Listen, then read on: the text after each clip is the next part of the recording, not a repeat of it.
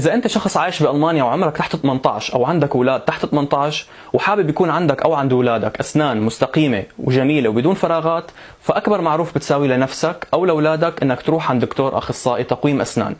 إذا حابب تساوي تقويم أسنان فروح عند دكتور أخصائي بتقويم الأسنان مباشرة، لا تروح عند دكتور الأسنان تبع العائلة أو الهاوست سان آرست، وإنما روح عند دكتور اسمه كيفا أوتوبيدا، هو المختص بهذا المجال.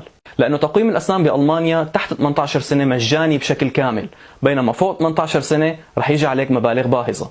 تقويم الأسنان بالألماني اسمه دي تسانشبانge، بيدفع لك تكاليف الضمان الصحي بشكل كامل إذا كنت تحت 18 سنة، ولكن لا تستغرب إذا إجاك كل فترة وفترة فواتير لازم تدفعها.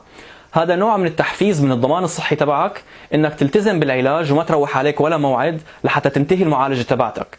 وبس تنتهي المعالجة الدكتور تبعك إذا كان رضيان عن النتيجة بيرفع لك شغلة اسمها Behandlungsabschluss أو إقفال المعالجة أو إنهاء المعالجة، بيرفع لك إياه على الضمان الصحي، والضمان الصحي بدوره بيحول لك كل المبالغ اللي أنت حولتها من بداية المعالجة لنهايتها دفعة واحدة.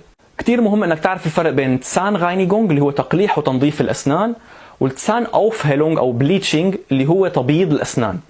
التسانغاينيغونج تقليح الأسنان هو إعادة السن للونه الطبيعي وإزالة التصبغات اللي بتكون ناتجة عن شرب القهوة والشاي أو المواد الصابغة مثل الكركم أو الكاري.